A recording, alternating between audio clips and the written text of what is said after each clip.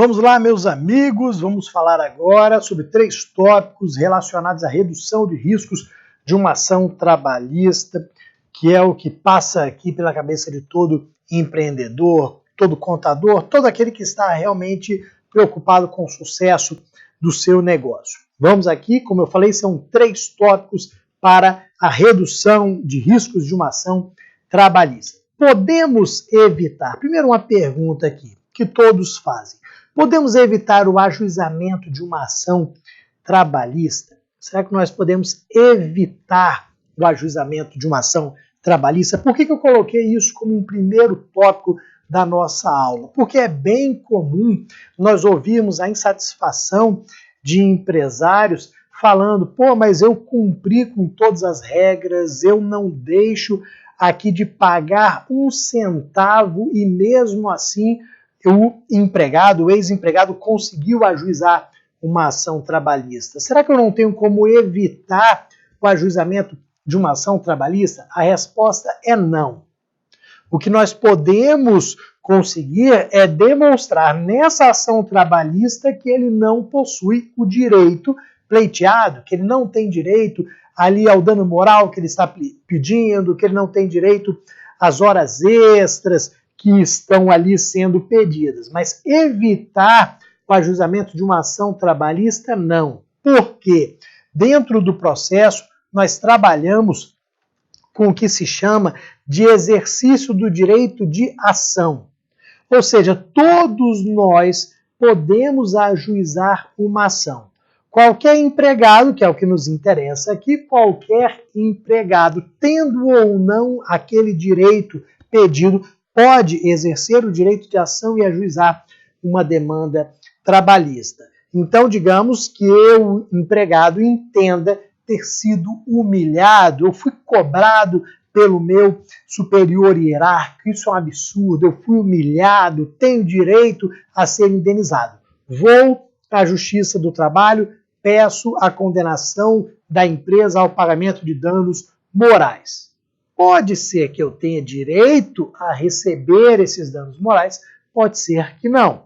Isso vai ser uma análise que a gente chama de mérito, feita pelo juiz do trabalho. O juiz do trabalho, após todo o procedimento da ação trabalhista, vai analisar lá no mérito o pedido que foi feito para saber se houve ou não aquela humilhação, se aquele ato do empregador ao cobrar o empregado foi adequado ou não, se ele podia realizar a cobrança daquela forma ou não, para concluir se aquele reclamante possui ou não o direito que foi pleiteado, se ele tem que ser indenizado ou não em danos morais. Mas percebam que a gente não consegue evitar. O que nós vamos conseguir é demonstrar a inexistência do direito pleiteado. Então vejam que o ajuizamento de uma ação trabalhista acaba sendo como um risco inerente ao negócio. Todo mundo que possui empregado tem que saber desse risco. Pode ser que um dia, por melhor empregador que eu seja, pode ser que um dia eu responda a uma ação trabalhista. Mas aí nós vamos para um outro tópico que é importante. Tudo bem, Bruno? Então a gente não pode evitar o ajuizamento da ação trabalhista, mas a gente pode evitar ou reduzir em muito o risco de uma condenação trabalhista a partir do momento que nós demonstrarmos a inexistência do direito. Perfeito. Como fazer isso? Como reduzir o risco, então, de uma condenação trabalhista? Como reduzir aqui os riscos desta condenação trabalhista? Primeiro, conhecendo a legislação trabalhista e aplicando corretamente. E aí, como nós já falamos, conhecer a legislação trabalhista significa conhecer aquele sistema todo, saber quais são os direitos que constam na Constituição Federal, na CLT, nas normas coletivas, nas normas criadas pelo sindicato e aplicando adequadamente. E vejam, existe aqui sempre a dúvida se o empregador poderia ou não alterar o empregado de função, se o empregador poderia ou não alterar a forma de pagamento de salário, se o empregador poderia ou não mudar a data de pagamento do salário, se ele poderia ou não aplicar uma determinada penalidade. Nós vamos aqui estudar tudo isso no curso de planejamento trabalhista, mas uma ideia primordial aqui seria agir com parcimônia, agir dentro ali de uma razoabilidade. Na dúvida, seja razoável. Não entenda na qualidade de empregador que você pode tudo. Não. Entenda que você tem que agir com razoabilidade. Por quê? Na hora que o juiz do trabalho for analisar se a sua conduta ela foi legítima ou não, ele também vai pensar dentro de uma razoabilidade. Você chamou a atenção daquele seu empregado. Tudo bem, chamar a atenção do empregado faz parte dos poderes do empregador. Só que, peraí, você chamou a atenção desse empregado gritando com o mesmo, na frente de outros empregados, ou seja, você não foi razoável na sua conduta. Se você tivesse chamado esse empregado, conversado com ele, ou mesmo que você tivesse conversado na frente de outras pessoas, mas de forma adequada, provavelmente o juiz do trabalho pensaria que a sua conduta ela foi razoável. A partir do momento que você se excede, que você grita com ele na frente dos demais empregados, a sua conduta deixa de ser razoável. Então, na dúvida, pense sempre em agir com razoabilidade. Isso porque nós temos uma legislação trabalhista muito antiga. A nossa CLT é de 1943. Ela vem sendo modificada pouco a pouco ao longo dos anos, mas nós temos ali grande parte das normas criadas em 1943. A nossa Constituição Federal é de 88. Então, são normas antigas, sim. Muitas vezes normas incompletas, perfeito. Então, o juiz do trabalho ele tem um grande poder de interpretação. Muitas vezes o juiz do trabalho ele interpreta para decidir. E ao interpretar, ele pensa naquilo que seria razoável. Qual seria a conduta razoável nessa situação? Se você agiu dentro dessa razoabilidade, você já saiu na frente e tende a não ser condenado. Ok? Agora, olha que ponto interessante que nós temos aqui. Você vai reduzir os riscos de uma condenação trabalhista produzindo documentos ao longo do vínculo de emprego. A produção de documentos por você, empregador, é algo absolutamente importante. Sabe por quê? Porque o empregado ele vai à Justiça do Trabalho, vai narrar o que acontecia, vai pedir a condenação do empregador ao pagamento das parcelas A, B, C e D. Pode ser que ele não tenha quase nenhum documento, ou que simplesmente não tenha nenhum documento. O que este empregado, esse ex-empregado vai fazer? Vai levar as suas testemunhas. Da mesma forma, você, empregador, pode utilizar testemunhas. Sim, mas olha o que acontece. No dia a dia, é preferível que você, empregador, tenha documentos. A sua prova ela vai ser muito melhor se ela for documental. Por quê? Quem são as suas testemunhas? Ou quem tende a ser as suas testemunhas? Os seus atuais empregados. Enquanto as testemunhas do reclamante, do ex-empregado, tendem a ser ex-empregados também da empresa, as suas testemunhas tendem a ser os seus empregados. E sempre fica aquela dúvida se você estaria instruindo os seus empregados, ou seja, as suas testemunhas, se você estaria coagindo as suas testemunhas que são os seus atuais empregados, colocando o risco ali de demissão. Então, muito melhor do que ter essa dúvida sobre as testemunhas é ter documentos. E muitas vezes o empregador vai realizando atos ali verbais. Não, o ideal, vamos produzir esses documentos. Você quer aplicar uma advertência ao seu empregado. Olha a pergunta que eu vou te formular. Você quer aplicar uma advertência para o seu empregado que chegou atrasado hoje mais uma vez. A advertência, ela pode ser escrita ou ela pode ser verbal. Qual que é ideal? Escrita. Apesar de você poder aplicar uma advertência verbal, faça por escrito.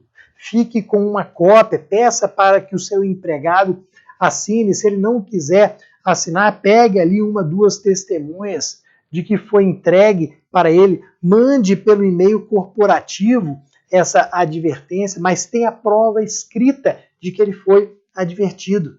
Para que na Justiça do Trabalho não fique ali aquela discussão se houve, se não houve, se foi advertido, se não foi. Então não perca a chance de produzir os documentos ao longo do vínculo de emprego.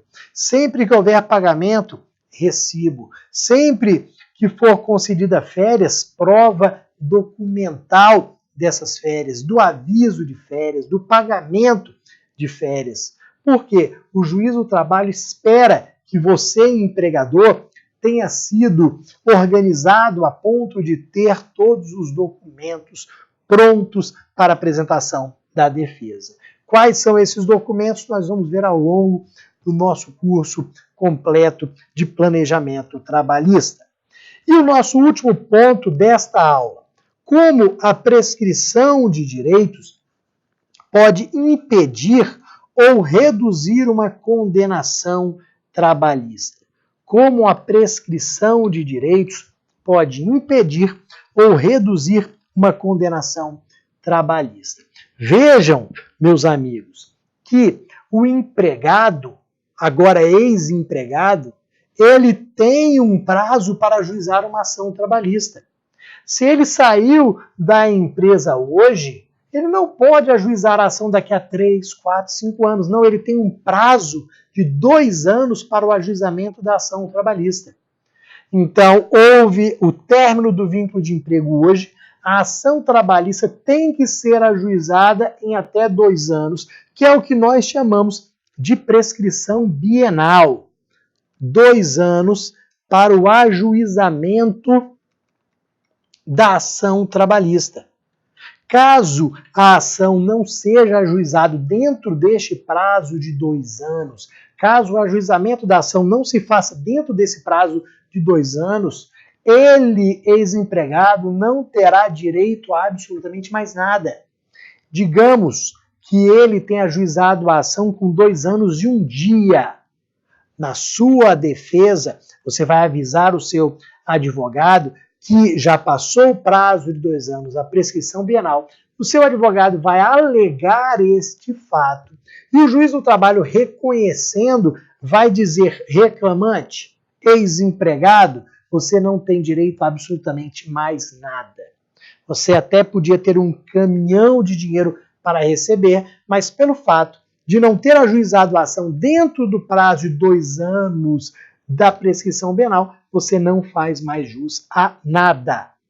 Então você, empresa, se livra da condenação ao pagamento de quantia caso esse empregado ajuize depois dos 2 anos. Então vá contando ali, deu 2 anos e 1 dia, você está tranquila ali. Você, empresa, não pode mais ser condenada. Perfeito?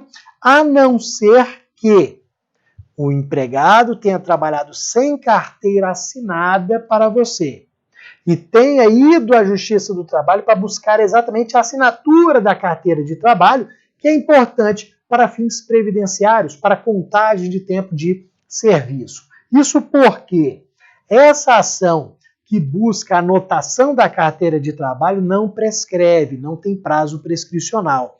Mas você pode ficar tranquilo porque você só será condenado a anotar a carteira. Você não será condenado a pagar nenhum valor.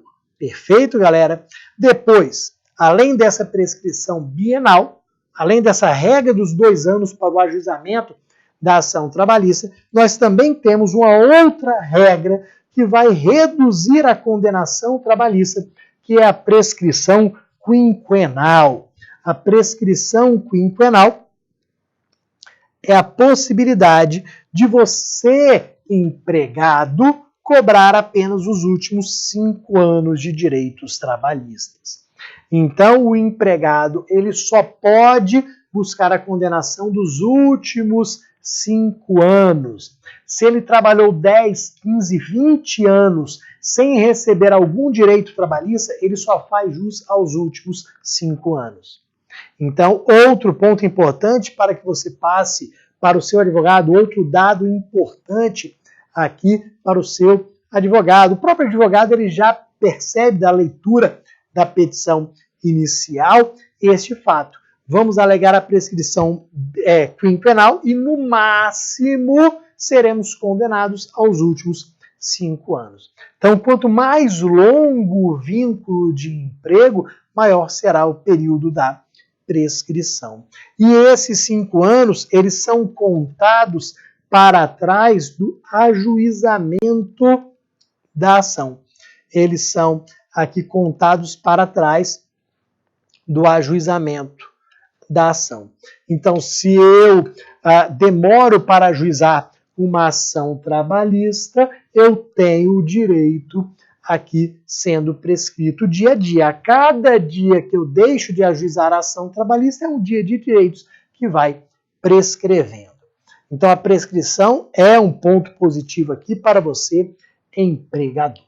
Daqui a pouquinho eu volto com mais informações do nosso planejamento trabalhista. Um abraço.